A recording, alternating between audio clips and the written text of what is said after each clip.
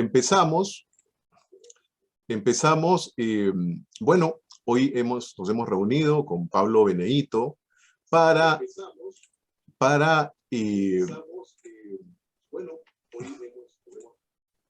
poder desarrollar lo relativo a este conversatorio, que lo hemos titulado Sufismo, tradición mística y espiritual del Islam. Y bueno, la idea es aproximarlos a la esencia de la vía sufí como centro, corazón del Islam, asimismo a sus principios y prácticas axiales de esta suerte de alquimia espiritual que involucra, como también una mirada a uno de sus grandes santos y sabios, que es Ibn al-Arabi. Bueno, entonces la mecánica va a ser un conversatorio en la que vamos a abordar varios tópicos. Así que, Pablo, ¿cómo estás? Muy buenas, Carlos. Encantado de estar con vosotros. Muy buenos días a todos los amigos de Perú. Pues muy bien por aquí en la ciudad de Ibn Arabi, en Murcia, y con ganas de que prosigamos. Estupendo. Muchísimas gracias por tu presencia. Bueno, está de más decir, Pablo es una autoridad en general en sufismo, y en particular es, en nuestra lengua, sin duda ninguna, es el más importante estudioso de la vida de Ibn al-Arabi. Bueno, entonces empecemos con el primer tópico. El primer tópico tiene que ver con la terminología de sufismo, ¿no? Bueno, el sufismo o tasawuf, ¿no? Es el nombre que se le da a este misticismo del Islam, que es el sufismo. Y bueno, el término surge pues de esta palabra árabe suf, ¿no? Que significa lana. Y me viene también una frase a la mente de Al-Sarraj, en este libro de las luces del sufismo, que decía que la ropa de lana es el hábito de los profetas y el grupo de los santos y elegidos. Entonces, mi estimado Pablo, ¿qué nos podrías señalar sobre la terminología y, digamos, una propedéutica básica para empezar a hablar de sufismo? Bueno, pues me parece una buena introducción para nuestra jornada.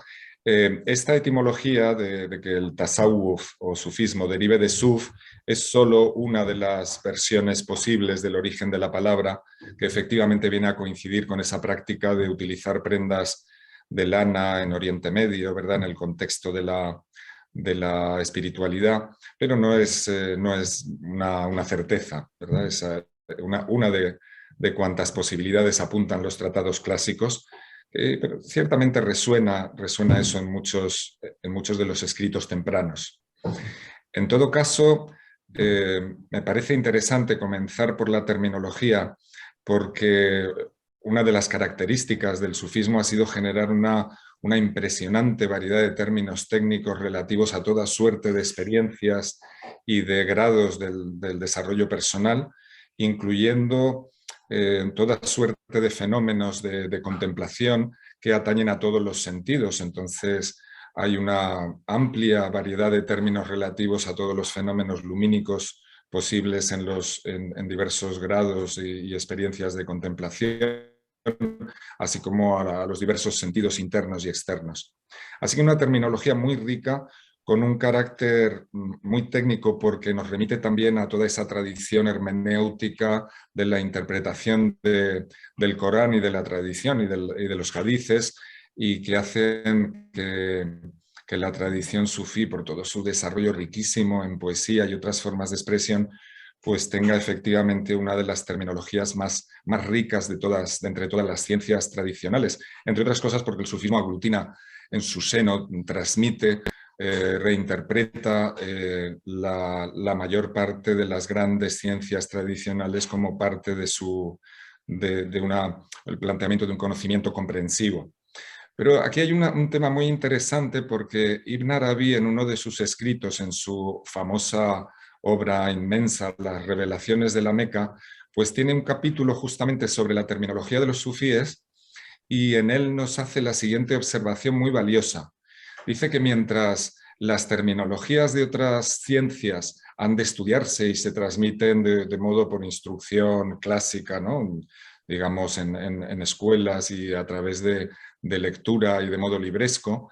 Dice que, sin embargo, la terminología del sufismo, ya que lo que caracteriza a los sufíes es la apertura en su corazón de la facultad de la develación, es decir, del directo conocimiento de los misterios en función de su grado en la progresión espiritual, pues nos indica que esta es una terminología que resulta inmediatamente familiar, que se abre directamente a la comprensión de aquellos que tienen una predisposición a familiarizarse, recibir e incorporar las modalidades del conocimiento sufí. Entonces indica, mientras que otras ciencias, medicina, etcétera, han de estudiarse de un modo convencional, aquellos que tienen la predisposición, la apertura para recibir la ciencia del sufismo, cuando él utiliza una expresión semejante a esta, cuando se unen a nuestros círculos, ¿verdad? Esos círculos que hacen los sufíes en sus reuniones como de meditación y de contemplación, y que viene a simbolizar, ¿no?, su unidad esencial respecto al centro que ese círculo simboliza, pues dice que quienes teniendo esa predisposición se acercan a ellos, tienen una inmediata comprensión de la terminología técnica. Y esto me parece una distinción muy interesante. Es decir, las personas que tienen conciencia simbólica y cuyos corazones están abiertos a comprender porque tienen experiencia gustativa directa de aquello que comparten los sufíes, pues se familiarizan inmediatamente con ellos sin necesidad de estudio. Y por ello a los sufíes frecuentemente se les dice, como se decía del profeta del Islam, ummíes, es decir, iletrados, como que reciben el conocimiento directamente por su permeabilidad y no por su instrucción libresca. Interesante, ¿no? Me recuerda lo último que decías, la misma vida de Ibn Arabi, ¿no? Porque él de muy joven se ilumina y tiene este encuentro con este sabio Averroes, ¿no? Que observa precisamente que es ese fenómeno de iluminación, de despertar, estoy usando una terminología, bueno, no propiamente sufí, y sucede sin la ciencia, sin grandes conocimientos, se produce per se, ¿no? Eh, y sí, pues, ¿no? Además esa idea de transmisión, por ejemplo, entre el sheikh y el murid, ¿no? El discípulo, de corazón a corazón, ¿no? Pero esa idea de que el conocimiento racional, lógico, no es, pues, exactamente el conocimiento del que habla el sufismo, ¿no? Sí, como que hay diversos órdenes en la progresión de interiorización de los modos de conocimiento que hay en el sufismo. Nos encontramos con que hay naturalmente una invitación a familiarizarse con los lenguajes convencionales y más, digamos, temporales de las ciencias tradicionales. El propio Ibn Arabi naturalmente tuvo una instrucción muy importante que empezó ya incluso en su primera infancia en Murcia, pero luego en Sevilla tuvo grandes maestros en la lengua árabe, en la gramática, en la literatura, en las ciencias del Corán. Es decir, que una cosa no excluye la otra. Entonces, entre la enorme cantidad de grandísimos poetas y autores sufíes, muchos de ellos han recibido una instrucción muy profunda en el conocimiento transmitido convencionalmente de su tiempo. Pero también los hay que, por el contrario, no han recibido ninguna instrucción, vamos a decir, escolar, y sin embargo se convierten por inspiración personal, por recepción directa al conocimiento, en maestros de gentes que son a su vez maestros de ciencias tradicionales. Y entonces nos encontramos a no pocas figuras entre los propios maestros de Ibn Arabi. Hay algunos que son verdaderamente iletrados, que no han tenido formación y sin embargo tienen criterio incluso para dialogar con las ciencias tradicionales transmitidas por instrucción. Así que Ibn Arabi le confiere prioridad en el marco del sufismo a ese contacto directo que podemos llamar iletrismo espiritual, independientemente de que la persona tenga una formación cultural más o menos amplia o ninguna. La posibilidad de que reciba directa instrucción de los planos superiores y del espíritu está siempre presente en las transmisiones sufíes como algo esencial, porque apunta precisamente a la esencia del conocimiento que transmite el sufismo, que no es la transmisión de todas esas ciencias auxiliares que contribuyen a la formación integral personal, sino que se refieren a las altas moradas de transformación de la consciencia y en particular a esos dominios de lo que llaman técnicamente pues la aniquilación del yo personal en el yo esencial divino, etcétera. Todas esas dimensiones o ese conocimiento en la alta morada de la perplejidad que deja, digamos, en suspenso todo el mundo de las oposiciones lógicas que tiene la mente ocupada en otras dimensiones ordinarias de la consciencia. Entonces, todo ese lenguaje, por ejemplo, racionalista que afecta a sistematizaciones en categorías de modo analítico, pues ese tipo de conocimiento, de análisis, no alcanza, se queda en suspenso a la hora de abordar la vivencia de estaciones más altas del conocimiento intuitivo y de la develación que remiten a otra dimensión, donde esas categorías no se aplican. Entonces el sufismo nos provee una abundante terminología relativa a todas las ciencias en sus ámbitos de aplicación, pero en particular todo ese mundo de símbolos que nos brinda, nos permite intuir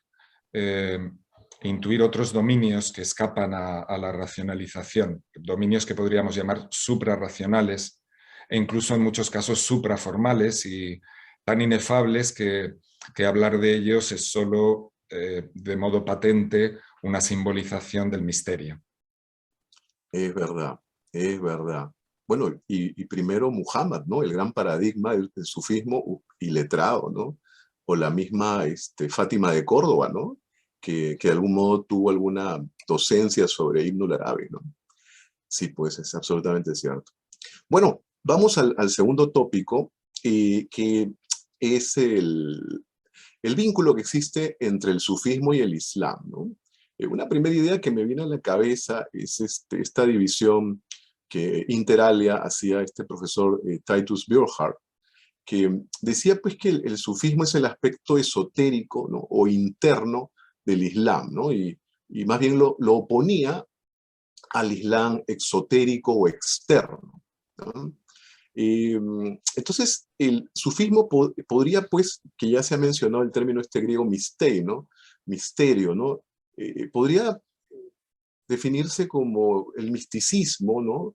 Que, que está contenido en el Islam, porque, bueno, el sufismo y el Islam tienen una relación, si bien algunos señalan que podría existir como, digamos, como un camino independiente, desde mi modesto parecer, está engarzado dentro de lo que es el fenómeno del Islam, si bien también se proyecta, ¿no? Desde que, por ejemplo, el Islam se establece en el subcontinente indio, ¿no? Y han habido intercambios pues, entre sufíes y los brahman, ¿no? O el hecho de que el sufismo haya adoptado, ¿no? Algunas nociones, por ejemplo, neoplatónicas, el mismo Ibn al-Arabi, ¿no? Pero aún así es una suerte, digamos, de corazón del Islam. Si bien es autosuficiente y puede, pues, como de algún modo se ha mencionado, puede tomar y aprovechar otras herramientas, ¿no? El mismo Muhammad señalaba que hay que buscar el saber hasta en China, ¿no? Entonces, mi estimado Pablo, ¿cuál es la relación que existe entre el sufismo y el Islam? Bien, hay tantas maneras de abordar esa cuestión que podríamos dedicarle una conversación entera al tema, ¿verdad? Voy a intentar, en síntesis, mostrar desde qué perspectivas puede uno responderse a esa pregunta sin pretender ser exhaustivo, porque no se puede, pero sí para dejar abierto un perspectivismo que nos libere de una respuesta limitante. Porque, por un lado, has hablado de esa oposición exoterismo-esoterismo. En el caso de los sufíes en general, predomina la idea inclusiva de que son dos aspectos de la misma realidad. Hay pensadores pues, al estilo de René Guénon que han enfatizado la diferencia entre mística y esoterismo con toda una serie de matices sutiles. Bien, para entendernos en un sentido general, sí podríamos decir que es el esoterismo digamos, es una de las corrientes predominantes en el esoterismo o la mística del Islam. Y digo predominantes porque hay otras, ¿verdad? Tenemos esoterismos ismailíes o de Shia duodecimana o de tantas otras tradiciones o incluso en el seno del sunismo otras variantes esotéricas que no darían en llamarse propiamente sufismo. No obstante, ya entiendo que Shibli, uno de los primeros grandes maestros reconocidos por la tradición sufí como uno de sus eminentes representantes, ya decía algo así como que el sufismo era ya en su tiempo, digamos, o incluso atemporalmente, una realidad sin nombre y un nombre sin realidad. Es decir, tantas cosas se llaman sufismo. Esto sucede en cualquier tradición espiritual y en realidad en cualquier dominio de la experiencia humana. Hay tantas cosas diversas que convergen en el uso de un término y otras que no usan ese término y sin embargo guardan afinidad o relación profunda con la esencia de eso que podríamos desde alguna perspectiva llamar sufismo. Entonces, bien, el nombre nos abre un campo de relaciones complejas muy diversificadas. Ahora bien, si damos en llamar sufismo a esa gran tradición multilingüe, multicultural que recoge, actualiza y transmite en particular Ibn Arabi de Murcia como uno de sus grandísimos representantes, llamado en la tradición el Shaykh al-Akbar, ¿verdad? El maestro máximo, que precisamente en su obra integra todos esos discursos de la tradición reconocida por él como sufismo, por esta afinidad esencial del mensaje en la diversidad de sus lenguajes, y que luego a su vez va a ser, cuya obra, la de Ibn Arabi, va a ser luego a su vez soporte de la mayor parte de los tratamientos que del sufismo aparecen históricamente con posterioridad a él. Si pensamos en esa gran tradición sufí, significada y unificada, podemos decir así, en esta gran obra de Ibn Arabi, pues entonces nos encontramos con una diversidad de discursos respecto a la naturaleza de lo que es el sufismo. En general, en el Islam hay muchísimos espirituales que han considerado el sufismo como una rama del propio Islam, como una de sus ciencias, y que entonces lo han vivido como una dimensión de su propia práctica espiritual en cuanto musulmanes. ¿De acuerdo? Así que en ese sentido hay un sufismo general que forma parte de la práctica de los musulmanes concebido en ese sentido. Luego hay un sufismo mucho más específico que es el sufismo de la iniciación, es decir, aquel que requiere realmente la apertura del espiritual a modalidades de conocimiento y ciencias que escapan al común de las gentes y que escapan a los exotéricos que no tienen experiencia personal, como he dicho, gustativa, es un término en el que insisten, para hablarnos de que sin la vivencia de todo aquello que entraña el conocimiento místico, no hay tal conocimiento, es decir, no se trata de un conocimiento abstracto mental que se pueda transmitir por conceptos, por categorías, por estudio. Se trata de un conocimiento vivencial que, como bien dices, se transmite de corazón a corazón. Sea en el marco de esa relación de compañía de maestro y discípulo, donde el modelo, la resonancia cordial del maestro propicia el despertar en el discípulo de esas experiencias internas de las realidades espirituales, sea en el marco de una iniciación recibida, como en la terminología sufí esto se llama uwaisi, recibida directamente del plano espiritual, digamos por mediaciones directamente espirituales y no necesariamente de un maestro humano en este sentido, sea por la vía que sea, esta iniciación significa una apertura y una transformación de la orientación y del corazón que permite esa experiencia gustativa, sin la cual, desde este punto de vista, no habría sufismo. Es decir, que la persona iniciada empieza a ser propiamente sufí en la medida en que participa de ese ámbito de experiencia vivencial que los sufíes caracterizan como consciencia y develación. Entonces, habría que diferenciar pues, un sufismo vivencial consciente como realización espiritual de un sufismo, o sea, de un estudio del sufismo, de una aproximación al sufismo intelectual o de cualquier otra índole. Pero a su vez, los grandes sufíes en sus obras siempre nos dicen que el sufismo empieza, por un lado, en la propia figura de Muhammad, que sería el modelo por excelencia de ese gran sufismo muhammadiano inclusivo que reúne como síntesis todas las modalidades de la espiritualidad universal.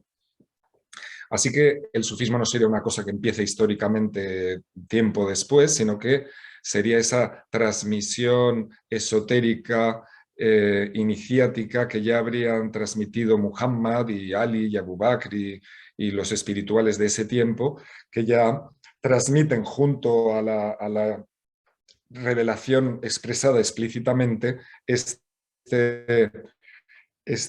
conocimiento vivencial y esotérico de la propia experiencia de la revelación en modo íntimo.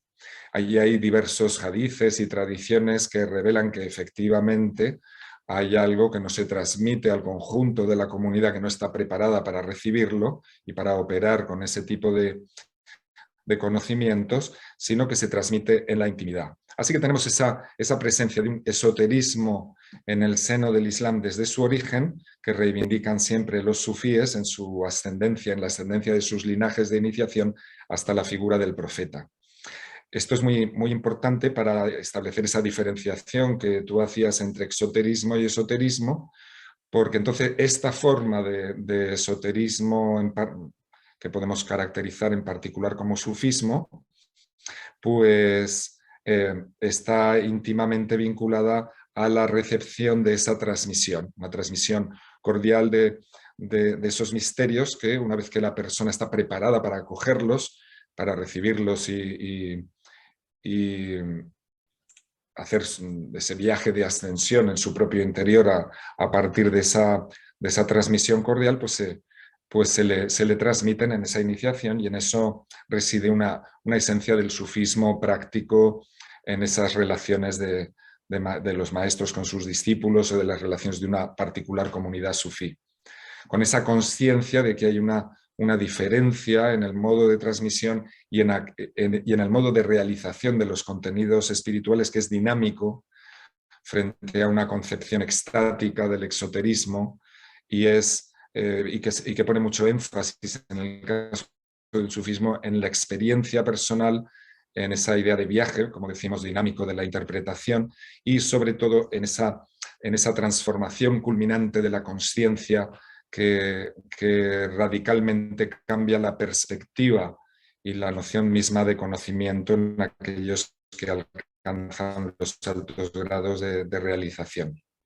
Bien, por otro lado quería apuntar algo muy importante, que es que los sufíes asimismo, y voy a pensar eminentemente en Ibn Arabi porque es tal vez el que lo expresa de una manera más amplia y más completa, a mi juicio, y es la idea de que en todo caso ese sufismo, ese esoterismo que podemos caracterizar más tarde, empieza a llamarse sufismo en el Islam, si bien en tanto que fenómeno islámico está íntima e inextricablemente vinculado al Islam y a su mundo de referencias escriturarias y simbólicas, pues según insistencia de los maestros, en realidad se remonta a Adán y a la revelación primigenia y a la lengua primordial.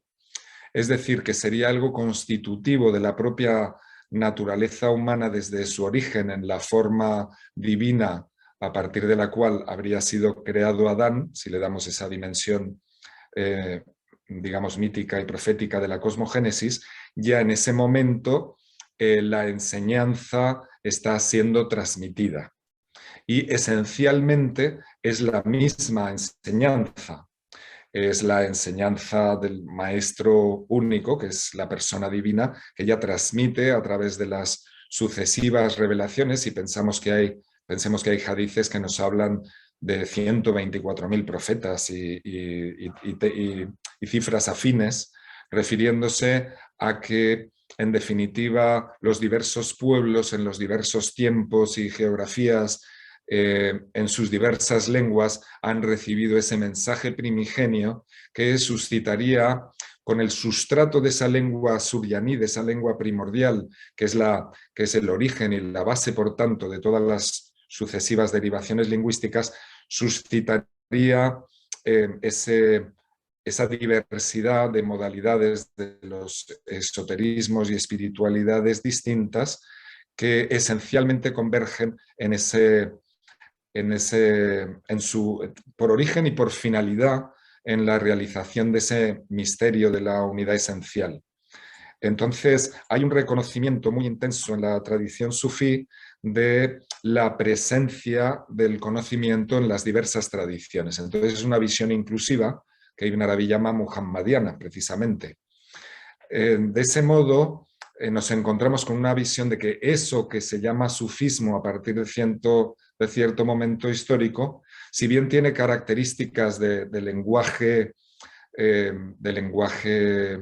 de un cierto tiempo y de adhesión en particular al mundo de referencias y símbolos del Islam, por otro lado, conecta esencialmente, es esencialmente expresión de esa gran tradición perenne expresada en la diversidad de las lenguas y por tanto hay un sentido que es doble, de alta concentración que vemos, por ejemplo, en el caso de Ibn Arabi, en el mundo de referencias islámicas, al tiempo que una persistente conciencia y recuerdo de que estamos ante un lenguaje de dimensiones universales completamente inclusivo. Así que particularidad cultural en un polo, porque Ibn Arabi tiene un gran compromiso con la literalidad de la transmisión de las tradiciones, pero al mismo tiempo máxima apertura a la presencia de esa transmisión esencial en todas las variantes de la cultura humana, ya que en definitiva para Ibn Arabi y tantos sufíes, todas las manifestaciones del ser en cualquier tiempo resultan de la incesante teofanía divina que adopta todas las formas de su creación y su manifestación. Así que, bien, un sufismo islámico, pero también un sufismo con una visión universal, integradora y, por tanto, sin determinación cultural, cuya cara, por ejemplo, nos va a decir Ibn Arabi de los maestros, de los verdaderos maestros de alto nivel, que son aquellos que no tienen característica, a quienes no se puede describir porque se han liberado de las caracterizaciones limitadas. Y, en fin, hay tantas maneras de plantearse esta radical apertura del sufismo a todas las modalidades del conocimiento intuitivo, que creo que es importante entender el sufismo como fenómeno en el seno del Islam y todas sus lenguas, ¿verdad? En la cultura persa, en la cultura turca, otomana y hasta la actualidad en todas las lenguas del Islam, al tiempo que entender también el modo en que ha interactuado con las tradiciones espirituales de su seno, con otras tradiciones de su seno o de su entorno, y el modo en que sigue operando hoy en día en interacción con todos los discursos de la actualidad, ¿verdad? Dando lugar a un auténtico diálogo entre modos de arte, de expresión, de ciencia, porque un aspecto importante del sufismo es su vivacidad precisamente a la hora de participar de todos los modos de cultura humanos. Estupendo. Bueno, ya mi querido Pablo, entraste al tema de este paradigma pues, muhammadiano, ¿no? De Mahoma, o Muhammad en realidad, y como paradigma espiritual en el sufismo. Se me viene a la idea, amén de lo que has indicado, entonces algunos señalan, como por ejemplo Sirdar Iqbal Ali Shah, que el profeta Muhammad sería pues el primer sufí del Islam, ¿no? Él cuenta una historia, académico, en la cual se dice que el profeta pregunta a su esposa Aisha, ¿no? ¿Quién eres tú? Ella responde, soy Aisha, ¿no? Y nuevamente pregunta, ¿quién es Aisha? Y ella responde, la hija de Siddiq, el primer califa. Y nuevamente preguntó, ¿quién es Siddiq? Y ella responde, el suegro de Muhammad. Pero cuando le pregunta quién era Muhammad, Aisha se queda en silencio. Claro, lo que sucede aquí es que eh, Muhammad se encontraba en otro estado, ¿no?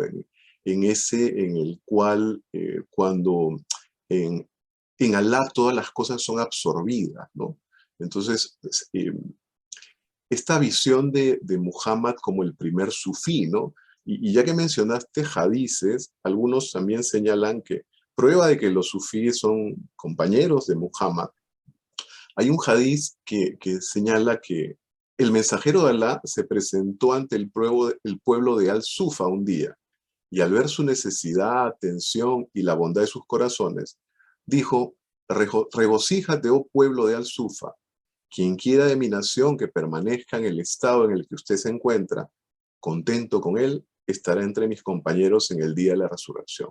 Y bueno, Al-Sufa era justamente esa área en la parte posterior de la mezquita en Medina, donde se ubicaban pues eh, sufíes, ¿no? Entonces, este vínculo, o mejor dicho, este paradigma que representa Muhammad en relación a los sufíes, me parece bastante claro. No sé si tienes alguna idea adicional a, a lo que he mencionado. Bueno, primero tal vez porque nuestros oyentes no tengan más referencias del tema, por ampliar un poco lo que has expuesto. Recordar también que existe ese hadiz, ¿verdad?, que nos remite a la idea de que Muhammad ya era cuando Adán todavía estaba entre el agua y la arcilla. Es decir, que cuando Adán estaba siendo creado, la realidad muhammadí, también llamada la luz muhammadí, como principio de tanto cósmico como metafísico, ya existía. Ya tenía, ya era con precedencia. Así que si pensamos que, como hemos dicho antes, el sufismo simbólicamente, bueno, como tradición, se origina en Muhammad, pues a su vez, en este sentido interno espiritual, se origina en el Muhammad prototípico, que es la realidad muhammadiana primordial. Por tanto, es algo connatural a la naturaleza humana.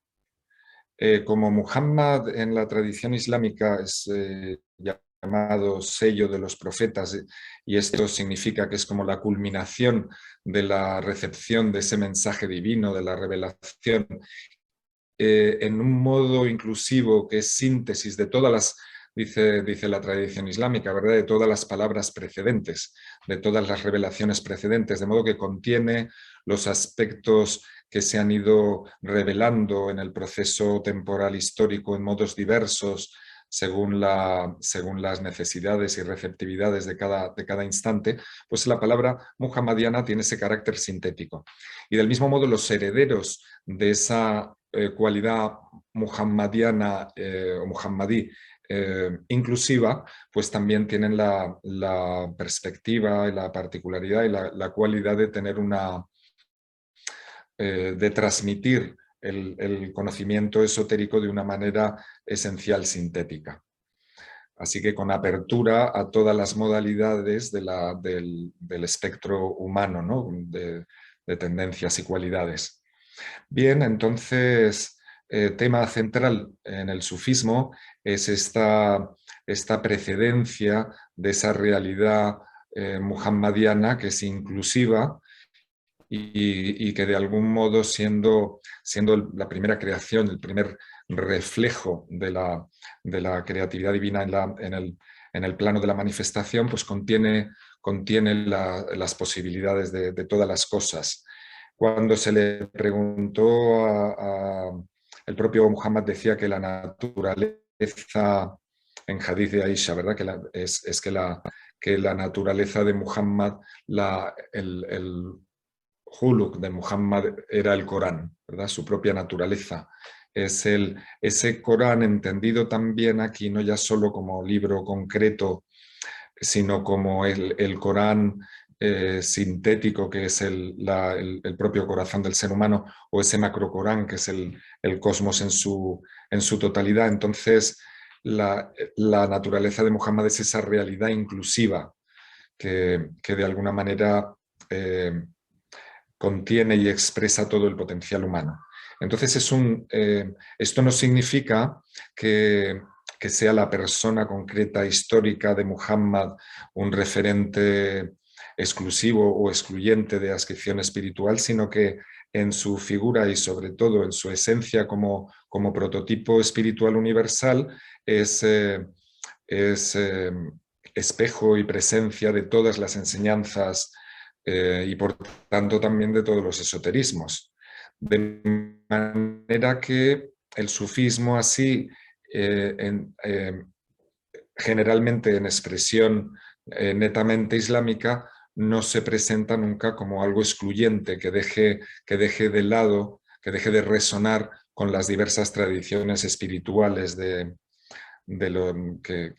han existido, ¿verdad? O que coexisten con el sufismo en nuestro tiempo.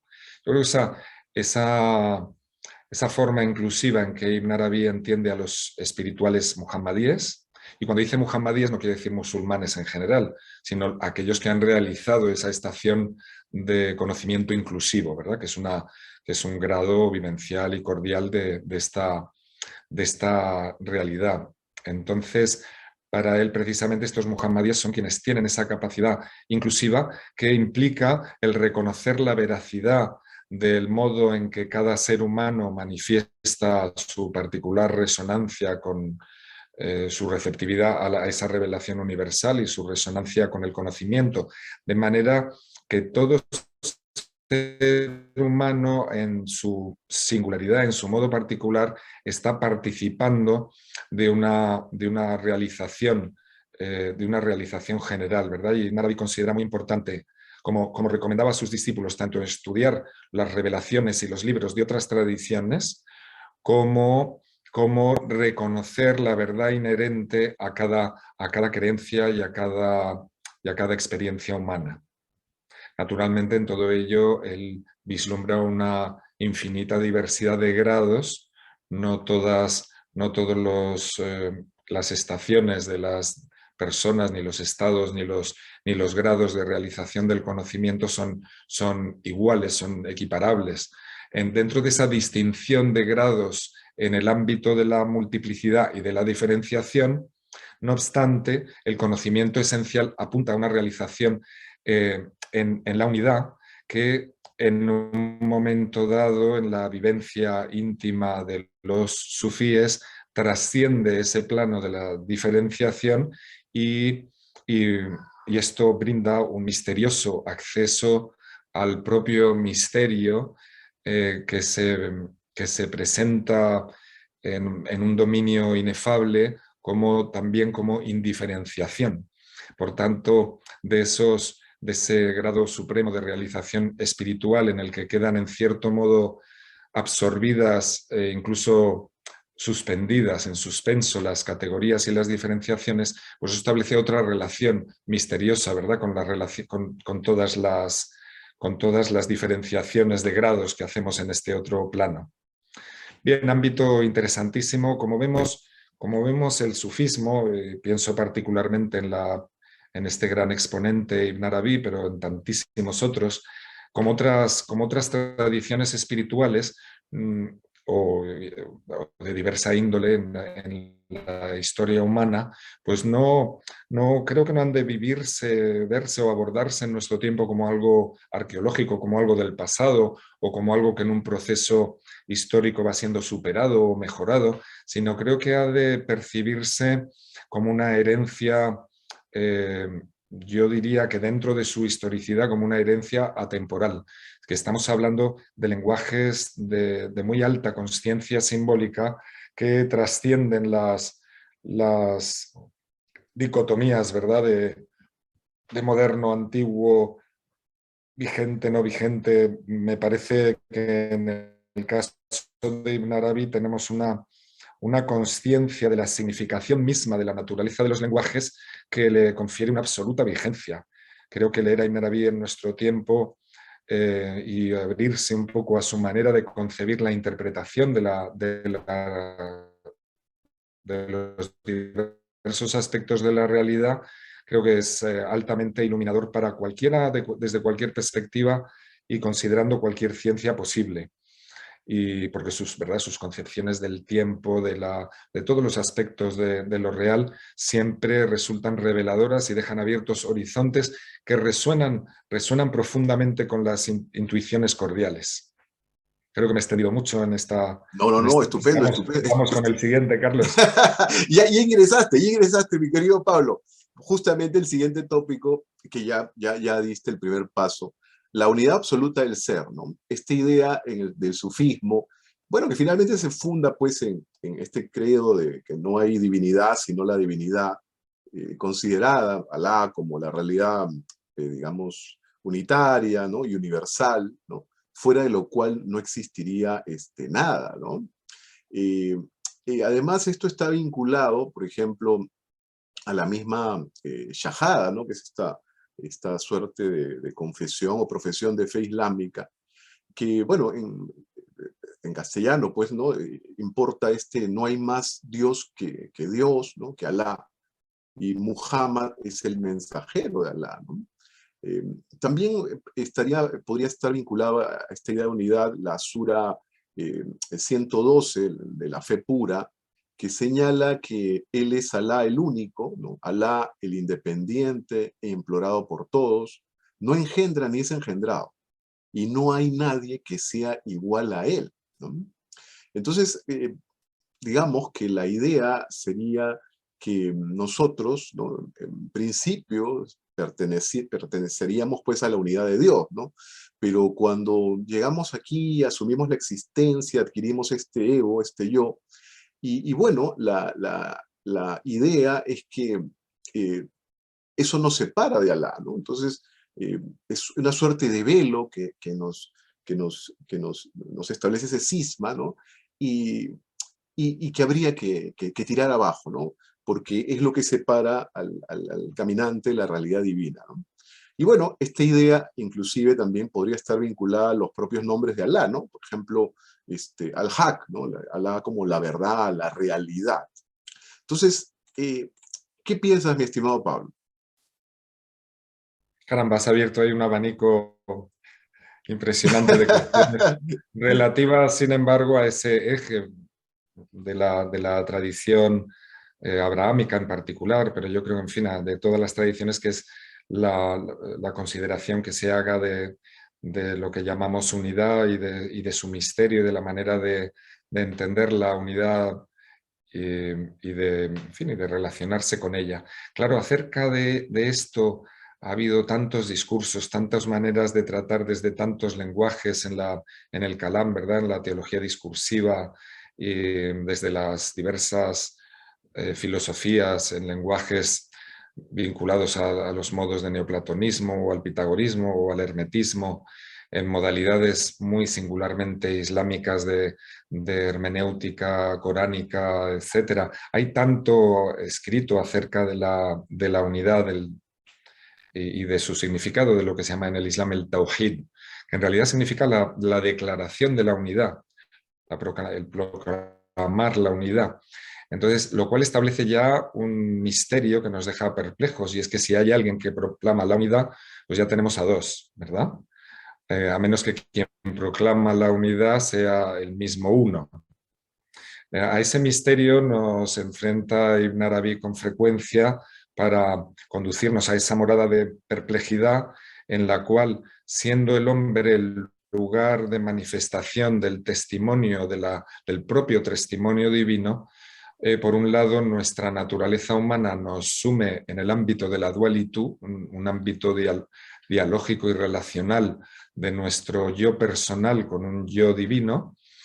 Por otro lado, abre la puerta a lo que Ibn Arabi llama la realización, la oración teofánica o la conciencia teofánica de la realidad, por la cual cuando el ser humano experimenta un vaciamiento de sí en cuanto ser personal, una disolución de la conciencia relativa de un yo limitado, inmerso en la propia presencia divina como gota de agua en el océano, contempla en primera persona divina u ora en primera persona divina, entonces se produce este fenómeno misterioso de la conciencia por la cual es solo Dios mismo quien da testimonio de su propia unidad.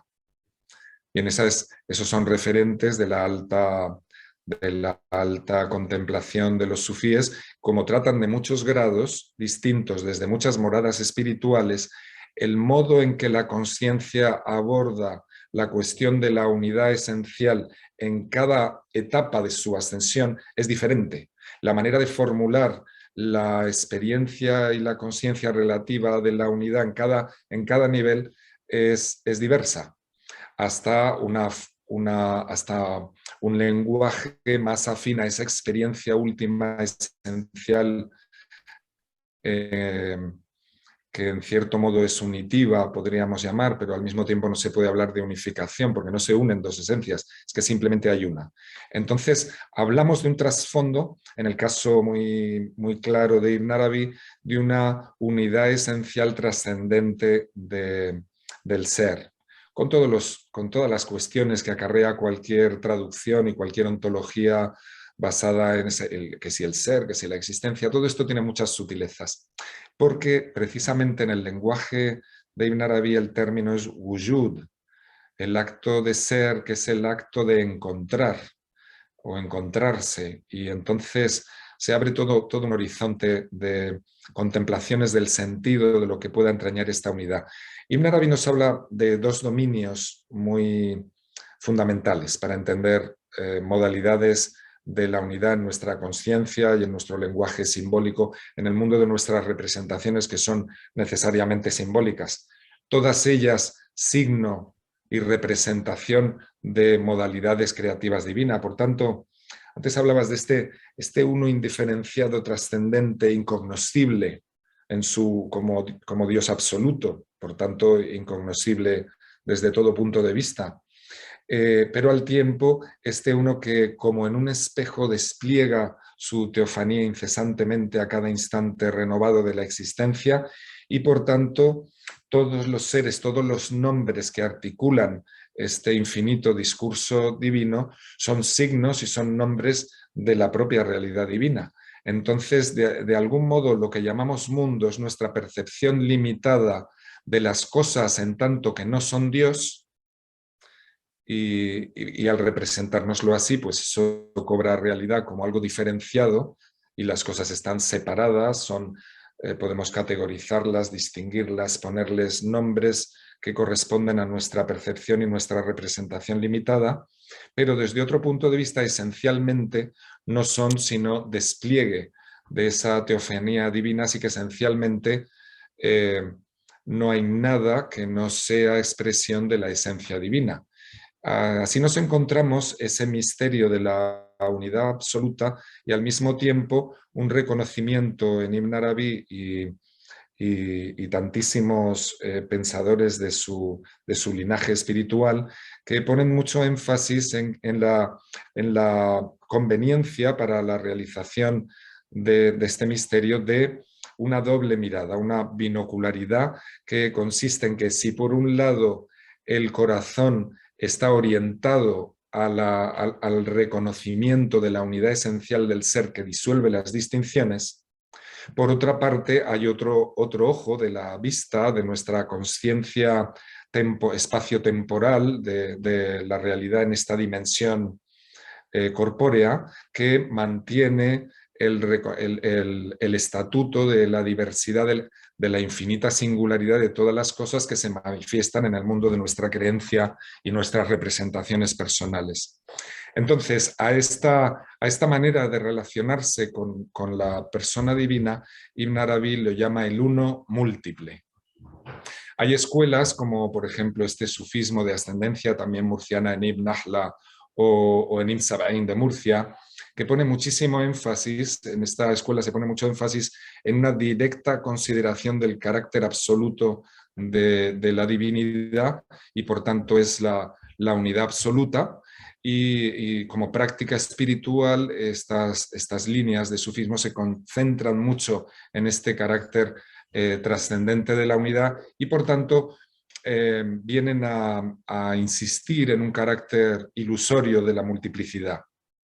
Bien, no creo que se trate de discernir cuál sea la verdad o la no verdad, son posibilidades, modalidades de representación de la andadura espiritual y por tanto cada una implica su propia transmisión, su propio modo de realización espiritual, a mi entender.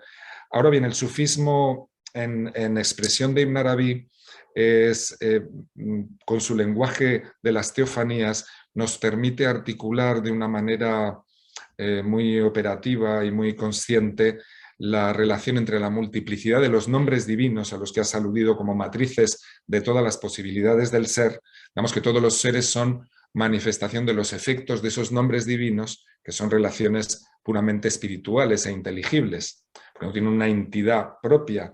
No tienen una entidad propia porque no son sino nombres de la entidad única del ser único, que es la propia realidad divina absoluta.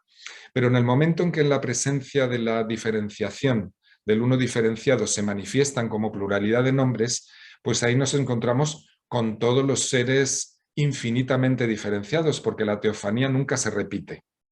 Así que cada nueva experiencia, cada nueva creación a cada instante es un lugar único de conciencia, de percepción, de manifestación, de vivencia en una singularidad irrepetible.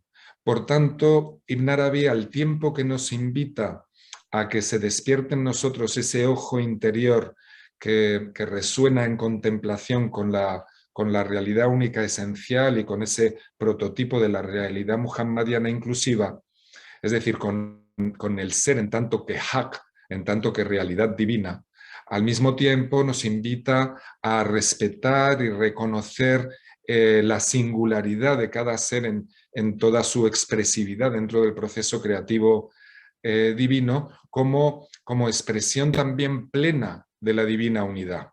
Y esto es muy intenso y en cierto modo podríamos decir que es singular en el pensamiento de Ibn Arabi, su insistencia en que la perfecta realización espiritual reside precisamente en la apertura espiritual, en ese corazón capaz de acoger todas las formas, que acoge todas las formas de la teofanía, y no estamos poniendo excepción alguna, en esta consideración unitiva de esa realidad esencial única.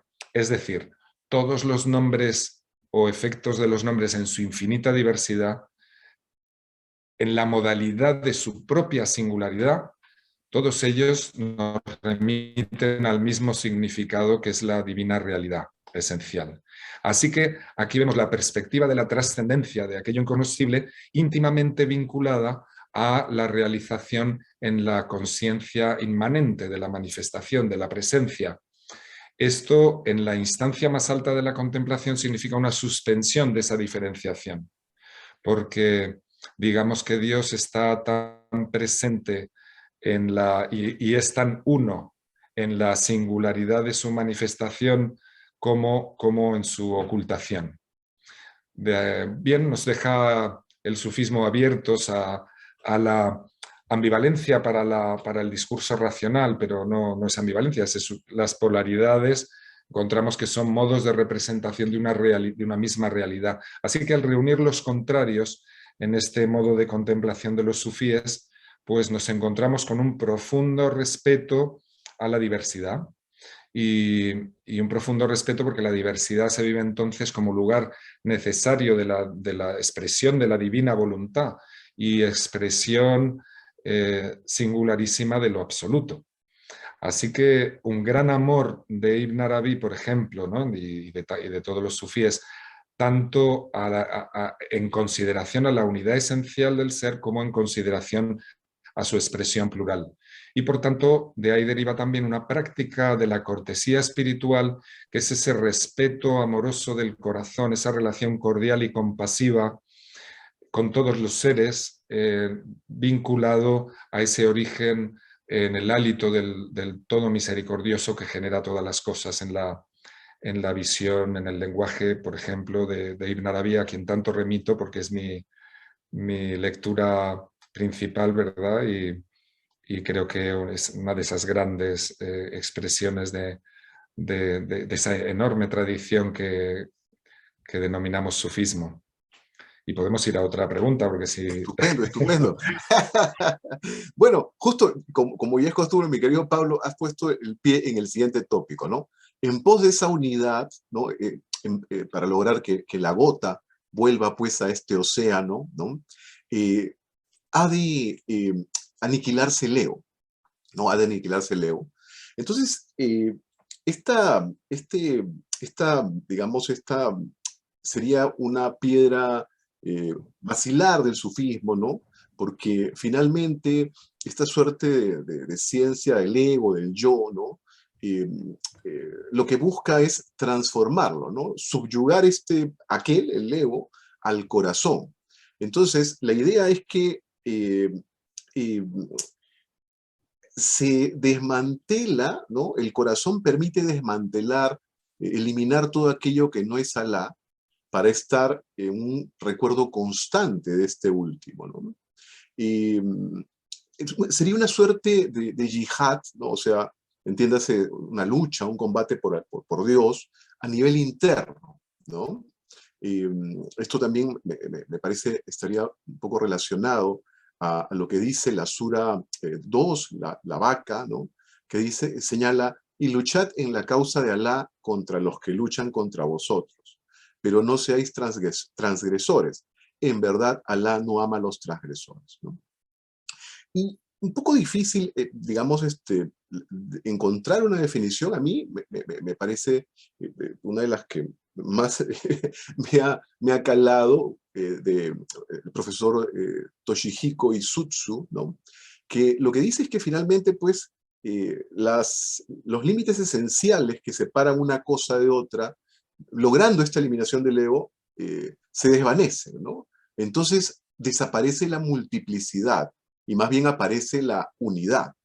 A medida que se va eliminando el ego, ¿no? Del sujeto, las limitaciones de la realidad, ¿no? Del mundo objetivo, desaparecen y solo queda la unidad absoluta, ¿no? de la realidad, ¿no? La unidad absoluta que finalmente es Alá, ¿no?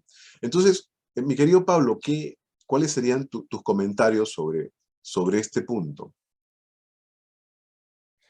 Bien, Carlos, observo que cada uno de tus puntos en realidad es un mundo de geometría. Cada pregunta, cada pregunta entraña ya todo un planteamiento rico en matices y una cantidad de preguntas.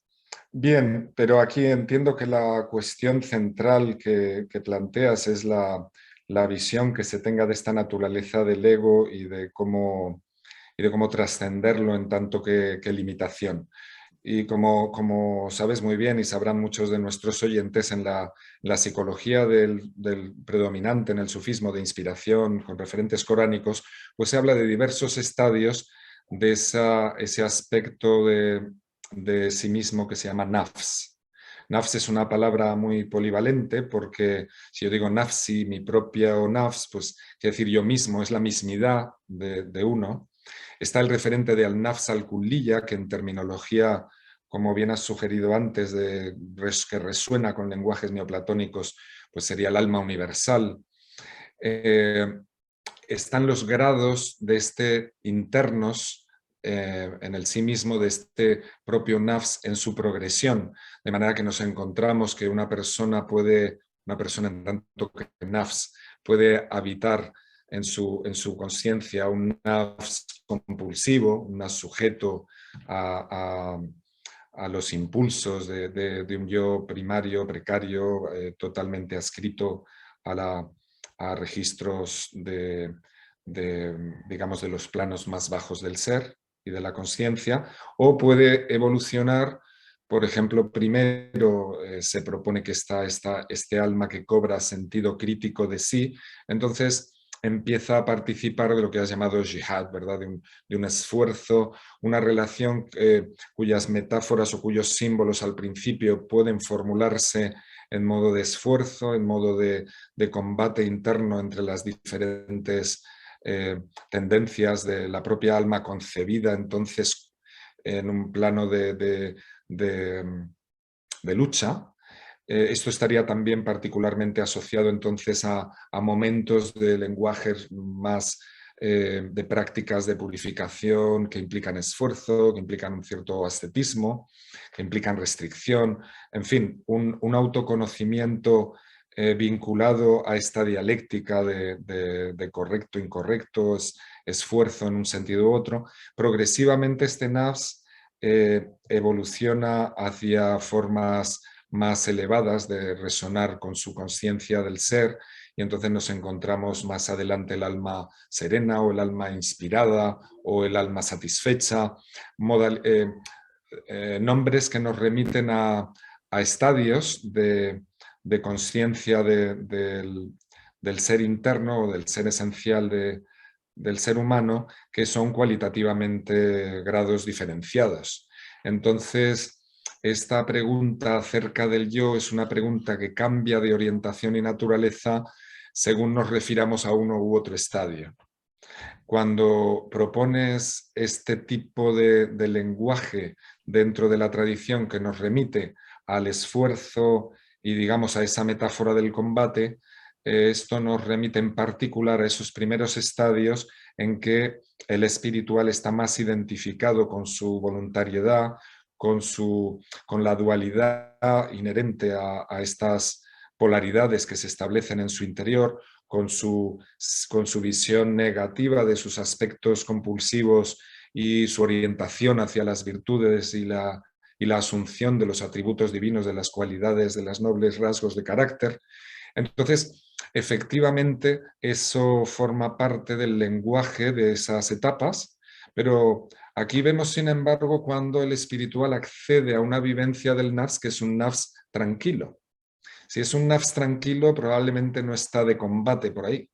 Si es un nafs inspirado, está siguiendo lo que ya se le presenta como guía inspirada en su transcurso. Entonces, su manera de seguir ese camino de ascensión interior ya no está tan ligado a metáforas de combate y conflicto, que naturalmente se pueden aplicar a cualquier estadio del espíritu, pero el sufismo se diferencia netamente de las tesis en que su énfasis no está en las prácticas, no está en el ejercicio de la voluntad personal, lo está en algunas etapas y en algunos momentos, pero hay otros momentos en que es precisamente el dejamiento de ese tipo de conciencia lo que libera al yo de la fijación en otros estadios de la experiencia.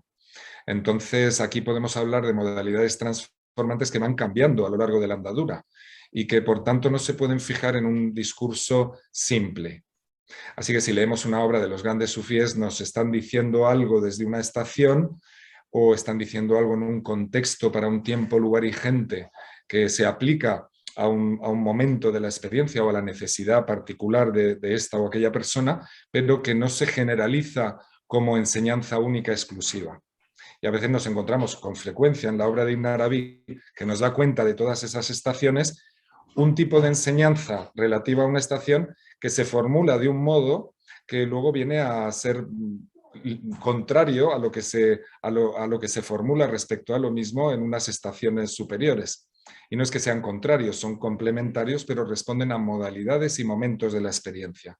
Por eso insistía en que este tipo de lenguajes nos presenta un dinamismo que dista mucho de esas propuestas lineales, sean racionalistas, sean de una moral plana, sean a cualquier forma de discurso convencional estático que pretenda sistematizar referentes estables de la realidad. Aquí lo que tenemos es una dinámica que da cuenta de todos los grados de la experiencia en esa progresión, pero que al mismo tiempo no se detiene en ninguna formulación hasta que alcanza precisamente lo inefable y aquello de lo que en realidad nada se puede decir, y que es el punto en que convergen todos los ejes de esa rueda integradora de todas las modalidades de los caminos espirituales y de las creencias, ¿verdad? Entonces, la relación con este concepto polivalente del nafs, del yo en definitiva, es muy rica y variada. Efectivamente, superación de la limitación del yo personal restringido como apertura plena a esa esencia humana, que es la apertura a la propia esencia divina, entonces una cierta disolución. Y aquí nos insisten mucho Ibn Arabi con otros grandes maestros y autores en la importancia de lo que él llama el retorno a la diversidad, a las criaturas. Entonces, frente a este viaje interno hacia la unidad esencial, luego un movimiento de retorno.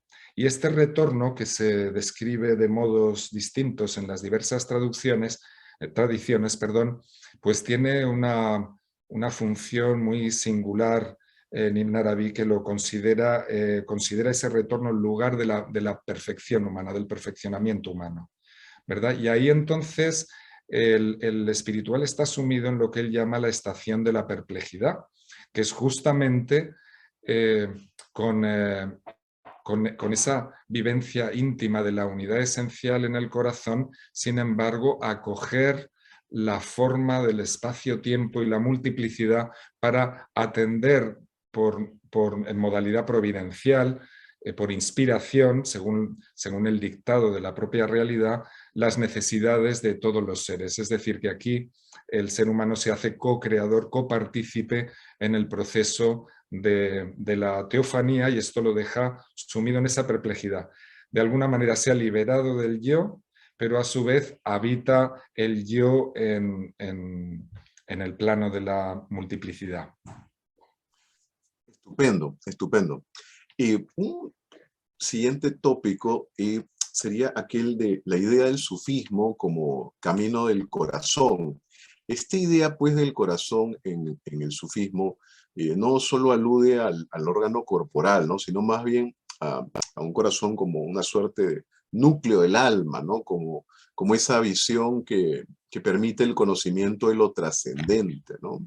Entonces, aquí este corazón es lo que nos permite estar en contacto con el mundo, digamos, supraterrenal, ese corazón entendido como una, digamos, esencia íntima del ser humano que permite ese conocimiento, ¿no? Y se me viene a la mente la Sura 22, ¿no? La peregrinación, que alude precisamente a este término, pregunta o señala: ¿acaso no recorrieron el país para tener corazones con los que entender u oídos con los que oír?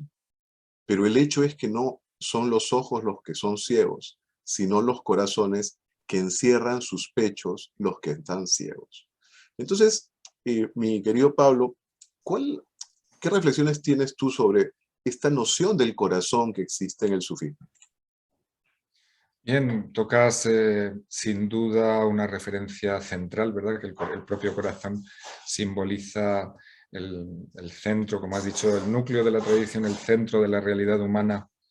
Recuerda aquella frase de Attar, creo que es en el lenguaje de los pájaros, que decía: si el corazón está despierto, todos los demás centros despiertan y están en armonía, ¿no?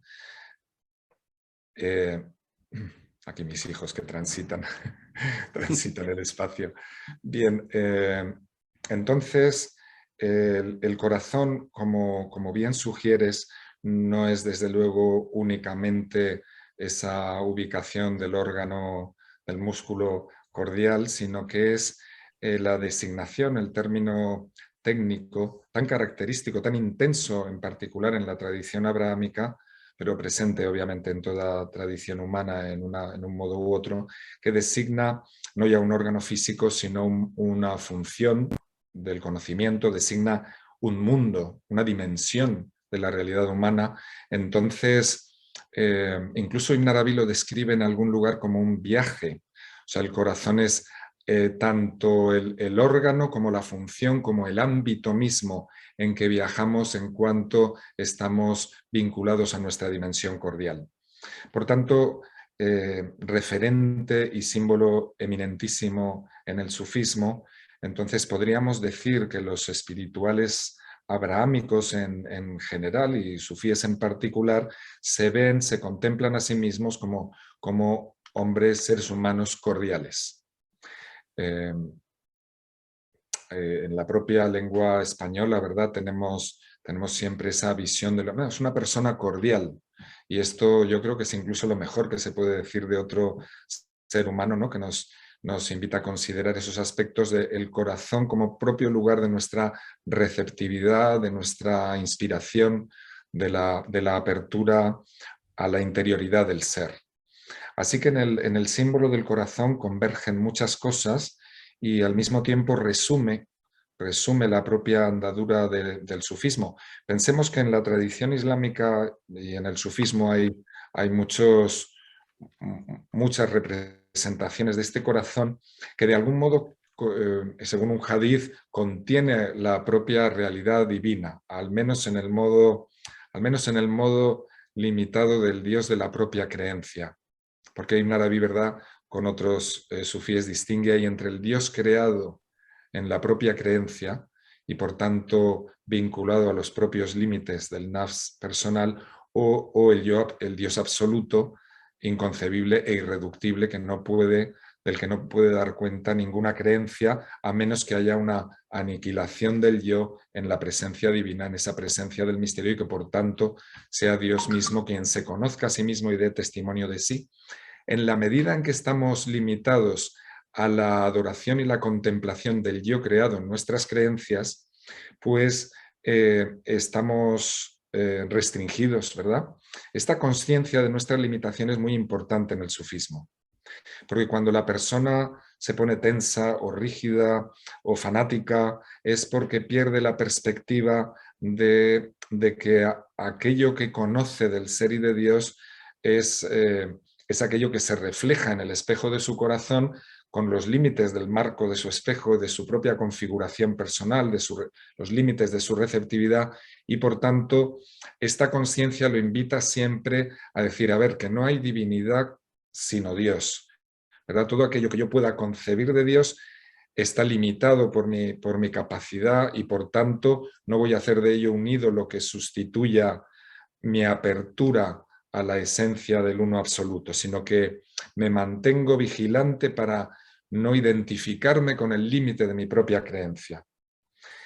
Al mismo tiempo, esto nos da la humildad para reconocer el modo en que Dios se hace presente, la realidad se hace presente en el Dios creado en la creencia de los demás.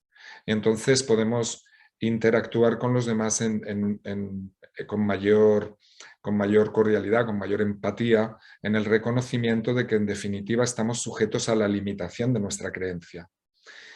Entonces, por un lado, no hay divinidad que no sea Dios, por tanto, todos los modos en que la divinidad, se hace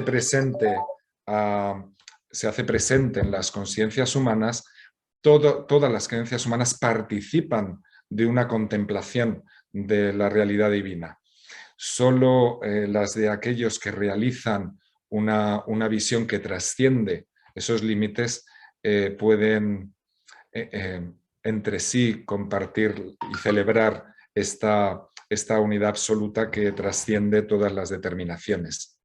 Bien, me he ido un poco por esas ramas un poco más metafísicas para significar que el corazón es el lugar de esa realización esencial, de la realización amorosa del misterio de la unidad, de esa unión de contrarios que justamente porque todo lo vincula, todo lo une, se expresa en términos de amor, porque es un reconocimiento consciente, alegre y abierto y compasivo con todos los seres, ¿verdad? Por tanto, la transformación que sucede por efecto del acceso a esos grados superiores de la contemplación, según nos transmiten los sufíes, es una experiencia vinculada al amor, que es también una de las cualidades, ¿verdad?, que normalmente se vinculan al símbolo del corazón.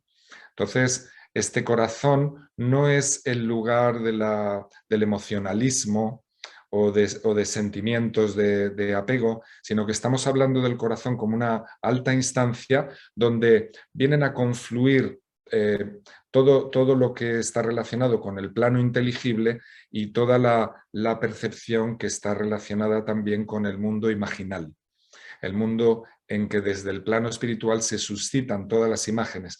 Y el corazón es el lugar, es el órgano, la función y el mundo que concilia lo espiritual con corpóreo y que en ese dominio intermedio que llamamos imaginal permite al ser humano conocer las realidades espirituales e inteligibles. Así que el corazón es también el propio dominio de la ascensión interior.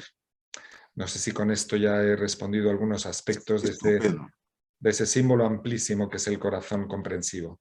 Estupendo, Pablo. Muy bien, entonces vamos ahora sí al último tópico, que son, bueno, es un tema que ya lo habías adelantado hace unos instantes, los nombres de Alá, ¿no? Los nombres de Alá. Bueno, sobre este particular, por ejemplo, este profesor Isutsu señala que todos serían, digamos, la esencia divina, ¿no? Si bien desde relaciones particulares causadas por precisamente este fenómeno de la propia manifestación divina, ¿no? Y sobre esa base señala que las relaciones pues, que esto absoluto puede tener con el mundo, en el fondo son infinitas, ¿no? Y consecuentemente los nombres de Alá también son infinitos. Sin embargo, se pueden clasificar y reducir a ciertos nombres básicos, ¿no?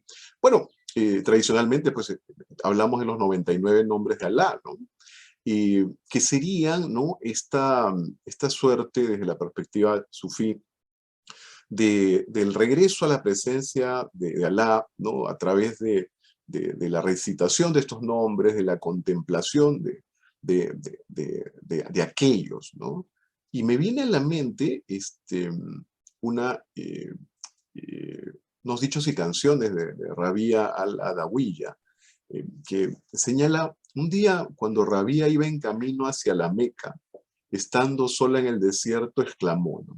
Dios mío, mi corazón se turba ante tantas maravillas, pero soy arcilla, la cava solo piedra, y anhelo ver tu rostro.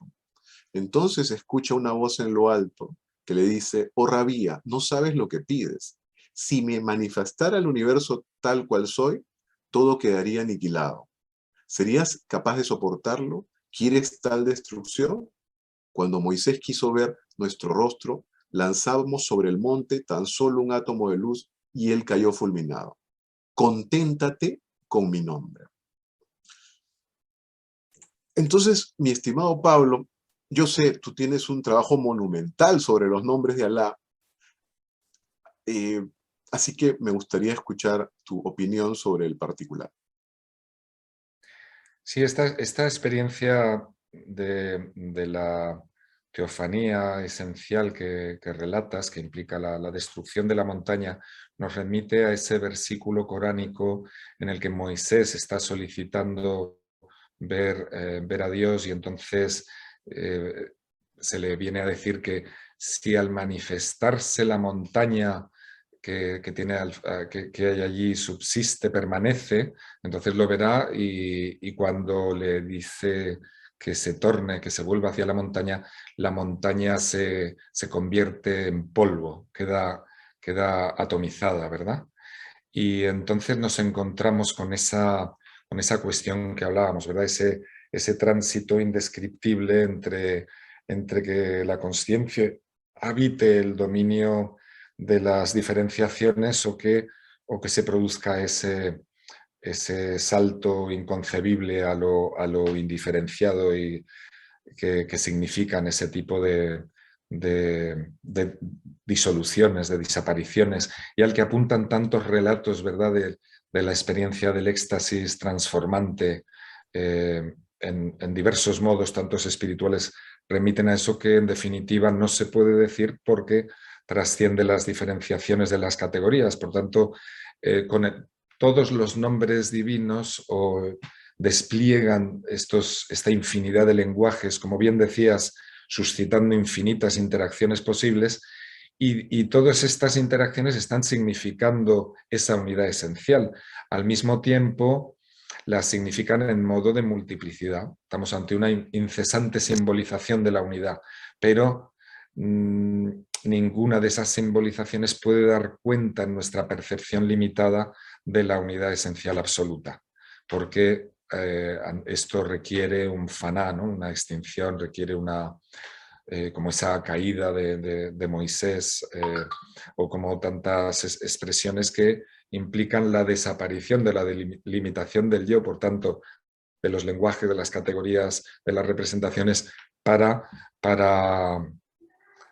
que apuntan a esa, sí puede llamarse experiencia, porque ¿cómo puede llamarse experiencia algo que trasciende totalmente el ámbito de la representación y de la limitación, ¿verdad? En todo caso, ahí hay un misterio, y esto lo representa y nada y mucho con la idea de el uno, del que no cabe decir nada ni cabe representarlo, frente, que es la ahadilla, el ser único, ¿verdad? Frente a la wahidilla, que es o sea, está la unicidad frente a la unidad, que esta sí nos la podemos representar simbólicamente con las cifras, con el 1 aritmético. Este 1 aritmético es infinitamente divisible en partes, ¿verdad? 1 entre 2, entre 3, al infinito. Y es también infinitamente multiplicable o se puede sumar ad infinitum. Entonces nos encontramos con que luego hablamos de una presencia de dualitud, del 2, por tanto, de las oposiciones cualesquiera que sean. Ahora, en realidad 2 es 1, 1. Y lo mismo una vez que se establece el principio triádico que ya da lugar al triángulo y a la manifestación, nos encontramos con que ese es el principio creativo básico de cualquier tríada en la existencia y en la geometría, el primer número en realidad que desarrolla un cuerpo como el triángulo. ¿Y qué sucede? Que es 1, 1, 1. Entonces cualquier número, para así pensar los nombres divinos, ¿verdad? Cualquier número es una modalidad de presencia, de ese desdoblamiento como en un espejo de la presencia divina que representa eminentemente ese 1 aritmético, y entonces cualquiera de sus nombres, sea 1300 o 28.400, no es sino una expresión singularizada del 1 por la interacción de una multiplicidad de reflejos de la teofanía. Entonces, esos nombres que son las diversas cifras como prototipos, ¿no? Como matrices de todos los nombres, pensemos que esa lengua primordial, a menudo se refieren a ella los sufíes como una lengua de las 9 cifras, ¿verdad? Como si el sistema decimal fuera esa misma lengua que habría hablado Adán, esa misma lengua que subyace a todas las lenguas y que comporta diversas presencias cualitativas del 1. El 1 en modo de biunidad, en modo de triunidad, en modo de, así entonces el 4 pasaría a simbolizar, porque contiene además el 10, ya que 1 más 2 más 3 más 4 es el 10, ¿verdad? El tetractis griego. Entonces pasa a significar el espacio-tiempo que establece el símbolo del cubo, de ahí transitamos a la cava, al templo, a la ciudad, y aquí se introduce esta noción tan necesaria para abordar ese mundo imaginal que describen los sufíes, que es la transitividad simbólica. Cada símbolo, cada cifra transita a las demás, las contiene, las expresa. En cada cifra particular, en cada nombre divino, hay interacción con la totalidad de los otros nombres, de manera que cada uno es expresión de la unidad esencial y al mismo tiempo relación abierta a todas las interacciones.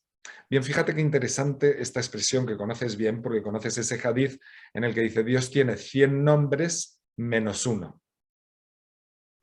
¿De acuerdo? Así que se habla de 99 nombres. Obviamente 99 expresa las matrices de la máxima multiplicidad, ¿verdad? Así tenemos que 9 más 9 son 18, 1 más 8 es 9, sigue siendo 9.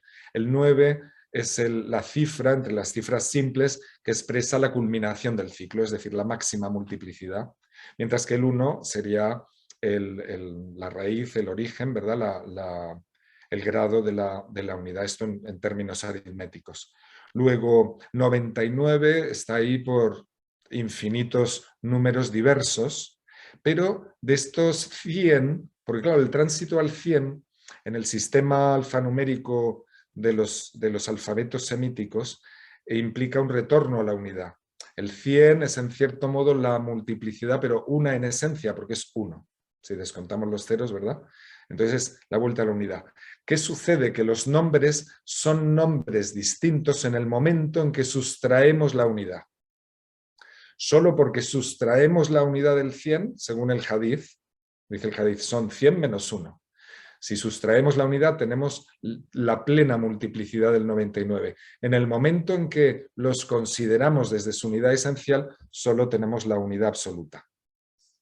Bueno, este tema de los nombres es muy importante y no debería resultarnos ajeno ni extraño porque forma parte de las tradiciones de la comunidad mediterránea, ¿verdad? Este tema de los nombres está presente en todo el cristianismo, en todo el judaísmo, por supuesto, porque el judaísmo es la raíz en todos los sentidos del cristianismo y del islam. Entonces, es un ámbito común a estas tradiciones y obviamente a todas las tradiciones de lo que llamamos simbólicamente mediterráneo, incluyendo toda la tradición griega y a donde quiera que nos vayamos, ¿verdad? Este lenguaje, esta concepción de los nombres como mediaciones que suscitan en nosotros las relaciones y las interpretaciones con lo real, pues es una constante universal. En definitiva, esta doctrina de los nombres es una manera de articular la relación del uno y lo múltiple, y lo que nos plantea es lo siguiente, que todo lo que conocemos de la realidad en los diversos modos de conocimiento, de percepción, de sentido, son nombres. Para esta tradición sufí, en primera instancia podemos decir solo nombres. ¿Qué quiere decir esto? Que son representaciones, que son denominaciones, que yo solo conozco la realidad mesa cuando tengo esa representación, le pongo un nombre y reconozco el nombre en esa realidad complejísima e indescriptible que es cualquier mesa singular, porque en realidad la mesa es un nombre, es puramente un nombre. ¿De acuerdo? Bien, ahí está ese tema difícil de abordar. Lo que quiero sugerir con esto es que esa práctica en la rememoración de la unidad a partir de una diversidad de nombres prototípicos y matriciales, que son en la tradición islámica, por ejemplo, esos 99 nombres, es una práctica también que nos invita a dos cosas distintas, a actualizar la especificidad de las diversas cualidades, de los modos diferenciados de la unidad al manifestarse en esas interacciones de la existencia. Dirá Ibn Arabi, por ejemplo, que en todo instante, en todo momento de experiencia hay un nombre que predomina y que rige el estado y el momento. Así que hay una relación cualitativa con esos nombres que rigen, que predominan sobre los demás en un momento y que nos enseña acerca de la integración de la diversidad, y otra experiencia por lo cual a través de la meditación en los diversos atributos se penetra en su sentido esencial y diluyéndose sus diferencias se percibe su sinonimia, no como un proceso mental, sino como una integración vivencial. Entonces, muy importante este tema en las tradiciones abrahámicas, pero en todas las tradiciones, ¿verdad? Toda mediación cognitiva es una mediación en cierto modo lingüística, o podríamos decir numérica, si nos vamos a un lenguaje más pitagórico, o a esa dimensión inherente al sufismo, que es concebir el mundo de los números como lenguaje primordial, que subyace a cualquier representación lingüística y por tanto a cualquier representación de la realidad. Es decir, ¿qué estamos viviendo y percibiendo? Pues patrones semejantes a los de la música o al color. Conocemos una cantidad de colores porque hemos establecido patrones que diferencian grados de intensidades cromáticas, entonces les ponemos nombre y reconocemos esas diferencias. Pero en realidad hay un continuo. Cuando la luz pasa por el prisma, esa luz incolora que simboliza la esencia, se diversifica en una infinidad de grados de color. Ahora, solo los reconocemos y los diferenciamos en el momento que se produce esa representación, que es una denominación. Entonces hablamos del nombre rojo para una gradación, del nombre verde, del nombre azul. Naturalmente, los cromatismos interactúan, se entretejen, y al mismo tiempo todos ellos son únicamente luz diferenciada en modos de percepción en lugares de manifestación, pero es siempre la misma luz. Bien, ese es un símbolo a menudo utilizado por los sufíes para referirse también a la diversidad de los nombres con los cuales establecemos una relación de especificidad cualitativa en nuestra percepción, en nuestra consciencia, en los diversos lugares de manifestación de la teofanía, que son los seres humanos o los lugares, espacios, los tiempos, ¿no? Pero todo ello, toda esa progresión a través de las moradas relacionadas con los diversos nombres y atributos tiende hacia ese modo de realización esencial que trasciende las diferencias. Entonces, por ejemplo, mientras que el espiritual está cualificado por diversos atributos a medida que va elevándose, ascendiendo en su propia realización interior, en la purificación, en el pulimento de su corazón. Cuando el corazón ya refleja de modo transparente la pura luz, ya no está coloreado por ninguna luz. Ya es como un agua que no refleja necesariamente uno u otro recipiente que la colorea, sino que es el agua simbolizada por la luz incolora, y entonces en ese momento se dice del espiritual que accede a la morada que no es una morada, porque es la morada esencial que no tiene cualificación alguna. Por eso los más grandes maestros serían aquellos que precisamente en virtud de esa realización no tienen atributo particular, van a manifestarse según lo que en ellos tenga que manifestarse, según la inspiración que reciban, y su guía, su enseñanza será su propia guía inspirada providencial, no la identificación particular con creencias o ideologías limitadas, sino una pura expresión de ese flujo inspirador del misterio. Y bueno, en esto, algunos aspectos de los nombres divinos, ¿verdad, Carlos? Que habría Estupendo, tanto que estupendo. andar. Estupendo, Pablo. Bueno, como no existe casualidad sino causalidad, me viene a la mente que en las plegarias para la semana de Ibn al-Arabi, justo la que corresponde al día de hoy, eh, dice, y de algún modo resume mucho de lo que hemos hablado, ¿no? Dice: en el nombre de Alá, el compasivo, el misericordioso. Oh mi Señor, sumérgeme en el océano insondable de tu unicidad y en las aguas abiertas del mar de tu singularidad, y fortifícame con el poder soberano y la autoridad de tu unidad. Bueno, mi querido Pablo, Bueno, Carlos, muy buena traducción que has hecho. ¿De qué? ¿Del inglés o del portugués? a su vez de una que tú hiciste del árabe al inglés. Sí, está apareciendo en estos días una nueva versión, porque hemos hecho una edición crítica de estos textos. Se va a llamar The Prayers of the Week. Entonces va a ser la mejor versión disponible, con el texto árabe, primera edición crítica, y muchos cambios debido a esta edición crítica respecto a esa versión que tú tienes, que ya era bastante adecuada, ¿no? No hay tanto cambio, pero bueno, por si alguien se interesa por ese libro, pues que busque este que aparece este mismo mes de diciembre, The Prayers of the Week. Y si me permites, aprovecho para anunciar otro libro de oraciones, que hay una célebre oración atribuida a Ibn Arabi llamada la oración mayor de la Divina Efusión. Y sobre esta oración que empezamos a trabajar así un poco pensando que haríamos una edición y un artículo, pues se ha convertido en un amplio libro de 300 páginas que ha aparecido justamente hoy. Por eso me permito Mashallah. para los que sepan inglés, se llama Patterns of Contemplation y trata mucho del sistema numérico, del simbolismo de la ciencia de las letras y de lo que hemos llamado Steve Lichtenstein y yo, que somos los autores, una estructura caleidoscópica. Esta es una oración sobre la realidad muhammadí y plantea, es como está estructurada en torno a diversas perspectivas estructurales. Es una auténtica edificación sutil, mientras que se lee con mucha fluidez, como un texto muy natural. Una vez que uno se pone a estudiar todas sus implicaciones simbólicas, numéricas, etc., te encuentras con un mundo de interacciones apasionante. Así que a quien le interesen esas cosas y pueda manejarse con un texto en inglés, pues se lo recomiendo mucho porque ahonda en las cuestiones que hemos tratado y otras más, ¿verdad?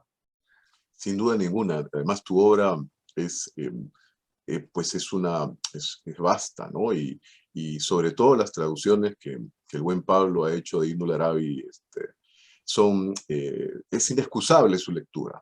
Enhorabuena por la publicación. Y nada, Pablo, te quiero agradecer muchísimo por la generosidad del tiempo. Estoy seguro que todas las reflexiones que se han planteado hoy día serán de enorme utilidad para aquellos que tengan interés en esta vía sagrada. Y nada, inshallah, a futuro podamos volver a conversar. Pues no sé si tienes alguna cosa final que decirnos.